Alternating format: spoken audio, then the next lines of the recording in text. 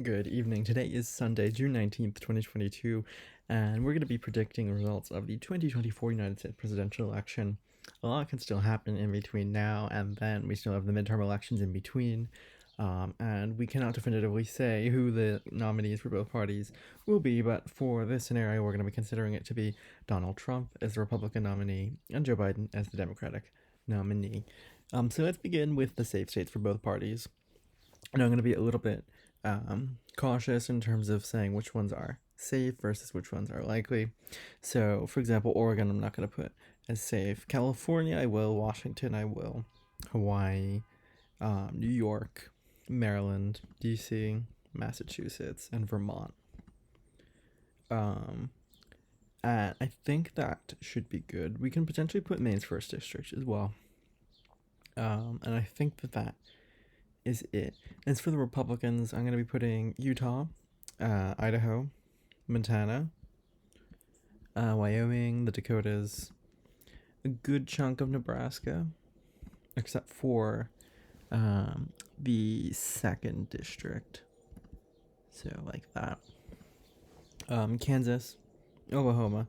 I should also note that in 2020, Kansas went to Donald Trump by a likely margin, less than 15 points, but I expect that Kansas will be swinging to the right, so I'll put it as a safe Republican state.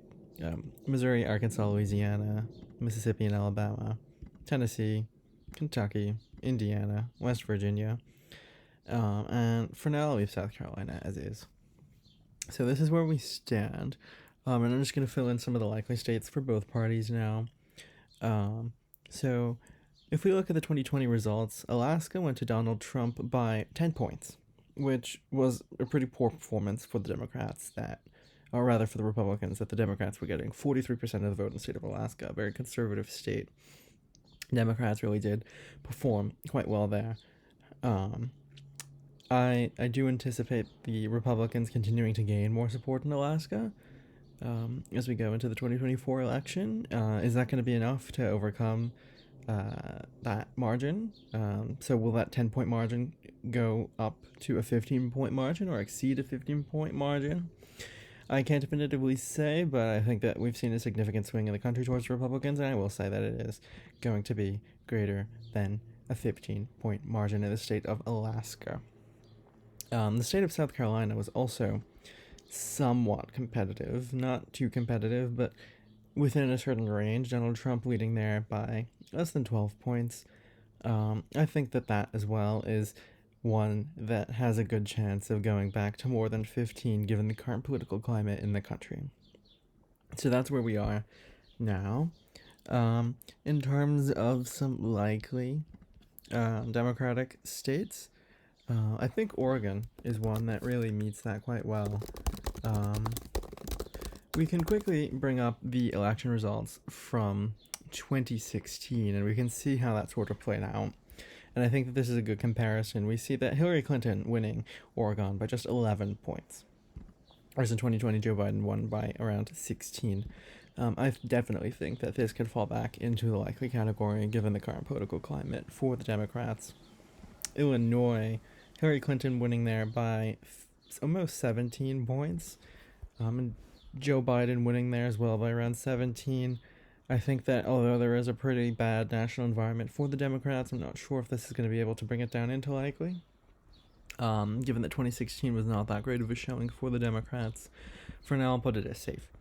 I don't anticipate the Republicans, by the way, having any chance of winning in the state of Illinois, but just in terms of the percentages by which both parties win these states. State of New Jersey, Hillary Clinton won there by around 14 points. Joe Biden won by around 16. I'm going to put this as a likely state of New Jersey. Delaware is Joe Biden's home state. Hillary Clinton won there in 2016, only by around 11 to 12 percentage points. I definitely think that this could also be a likely state. Connecticut going to Hillary Clinton by around what appears to be around 13.5 points. And in 2020, Joe Biden winning there by 20 points. Very significant margin of victory. I think that this can also, though, fall back into the likely category. In the state of Rhode Island, going to Hillary Clinton by around 16 percentage points, 15 percentage points back in 2016. Donald Trump losing there by around 21 percentage points. I think actually that regardless of what happens, the Democrats can still win there by a safe margin. So that brings us to what should, for the rest of this, be our competitive states like Nevada, Arizona, etc. So, in terms of, let's just start here in the American Southwest. The state of Nevada, it went to Hillary Clinton by around 2 percentage points. It went to Joe Biden by around 2.5 percentage points. I think that it's going to flip. I think that although it has historically been going to the Democrats quite consistently, it has a Democratic governor, 2 Democratic senators.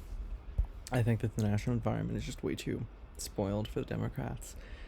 For them to continue pulling off those victories in the state of Nevada. I think 2022 is going to be a good barometer in terms of whether or not the Democrats can hold the governor's race and the senator's race in the state of Nevada. But we'll have to see what happens with that. As for the state of Arizona, I think it would also be a lean red seat. It barely went to Joe Biden in 2020. It went to him by around 10,000 votes. And I think that the Republicans will very easily be able to overcome that margin, given everything that's happened since 2020. The state of Texas went to Donald Trump by around 9 points in 2016, and then to Donald Trump by around 6 points in 2020. And I think you're continuing to see some significant political shifts in South Texas and nationwide. We're seeing shifts to the right in the suburbs, which is what helped the Democrats get so close in Texas in 2018. I think this is going to continue to be either a lean or likely seat. And actually, since the Democrats lost by around 6 percentage points in 2020, I'm going to say that it'll continue to be around that range, and it'll be a likely seat for the Republicans.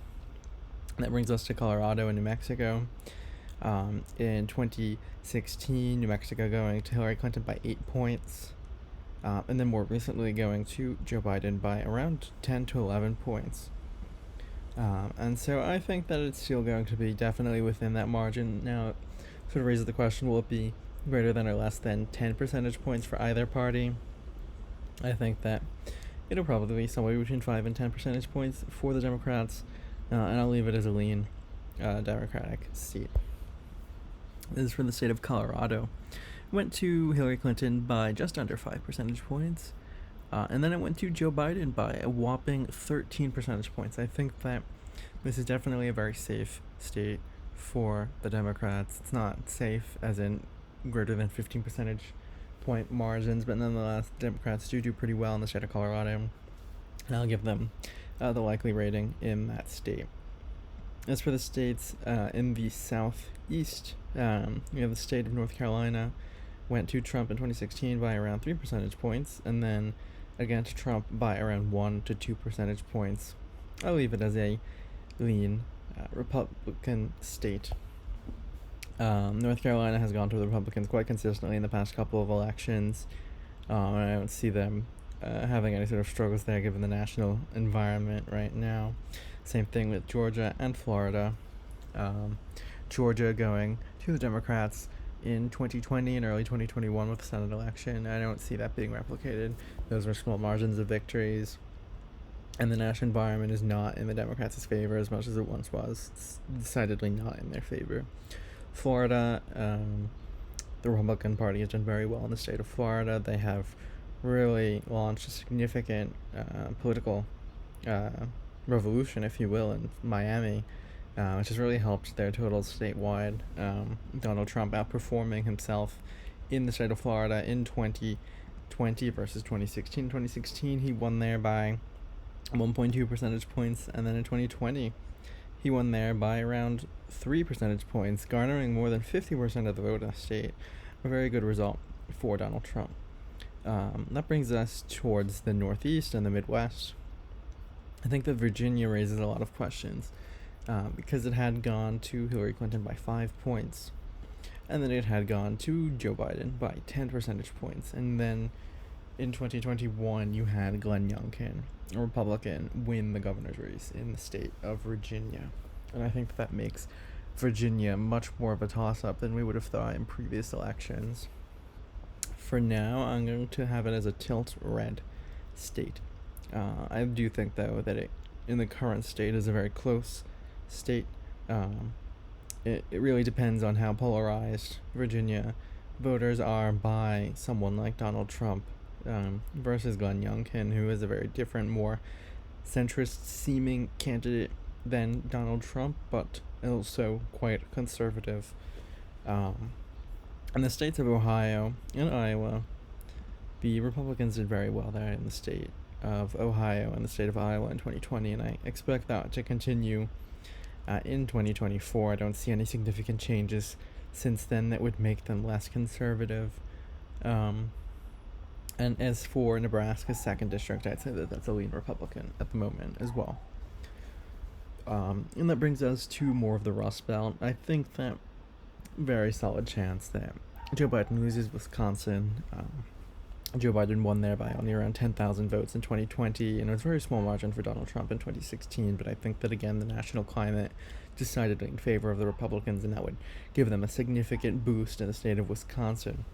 Minnesota went to Hillary Clinton by around 1.5 percentage points, and then to Joe Biden by around 6-7 percentage points. I think there's the possibility for Minnesota to flip to the Republicans, similar to Virginia, but it's not entirely clear what margin that would be by, and I think that it would be a very competitive state. For now, I'll put it as a lean Republican state. Michigan, similar thing, went to Joe Biden by 150,000 votes in 2020, or by around 2.5 percentage points, 2 percentage points. I think that it could go back to the Republicans, as can Pennsylvania.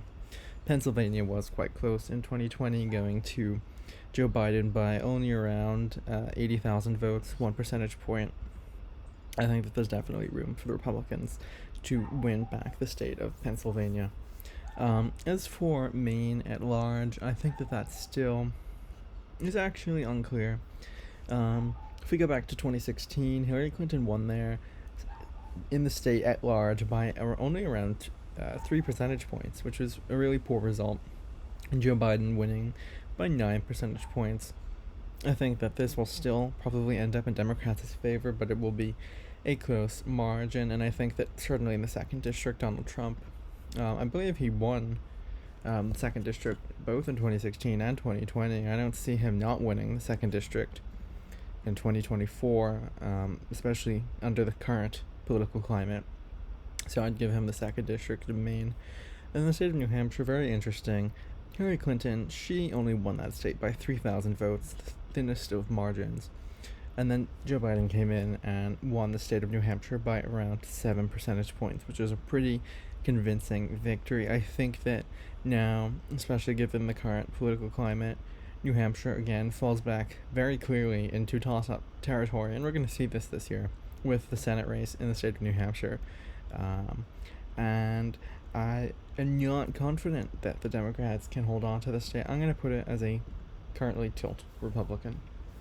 And that is my 2024 United States presidential election prediction as of Thursday, or rather Sunday, June 19th, 2022. The Republicans getting 340 electoral votes compared to Democrats' 198. Since 2020, the Democrats losing Nevada, Arizona, Minnesota, Wisconsin, Michigan, Pennsylvania, Georgia, and New Hampshire to the Republican Party. I think that the Republicans are going to realize a lot of these gains this November 2022, and if they're able to continue that energy through the next 2 years into 2024, I think that this type of a scenario is quite likely for them. But we'll have to continue to wait and see, especially what happens this fall, and we'll continue to monitor the primary season as it goes along, and as we gauge how voters are voting across the country and how much support the Democrats have lost. Thank you.